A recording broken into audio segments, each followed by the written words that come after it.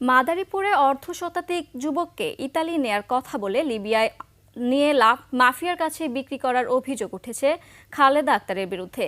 আর এসব পরিবারের কাছ থেকে মুক্তিপণ হিসেবে হাতিয়ে নিয়েছে প্রায় 10 কোটি টাকা। বিএনপির পোস্টার টানিয়ে নিজেকে দলটির নেতা পরিচয় দিয়ে দাপট দেখাচ্ছেন। আর অভিযোগ পাওয়ার অপেক্ষায় বসে আছে পুলিশ। মাদারীপুর প্রতিনিধি নজরুল ইসলাম পলাশের তথ্য ছবিতে ডেস্ক রিপোর্ট। মাদারীপুরের রাজৌর উপজেলার মজুমদারকান্দির রুমান হালদার 1 বছর আগে ভাগ্য বদলের আশায় 12 লাখ টাকায় স্পন্সর ভিসায় ইতালি যাওয়ার চুক্তি হয় দালাল খালেদার সাথে। এরপর লিবিয়ায় নিয়ে বিক্রি করে দেয় মাফিয়ার কাছে। পরে আরও 20 লাখ টাকার জন্য চালানো হয় নির্যাতন। 17 লক্ষ টাকা সহ বসত ঘরটুকু খালেদাকে লিখে দিয়েও রুমানকে মুক্ত করতে পারেনি পরিবার। রুমানের সাথে যোগাযোগও বন্ধ হয়ে গেছে পরিবারের। বেঁচে আছে না মরে গেছে তাও জানে না পরিবার।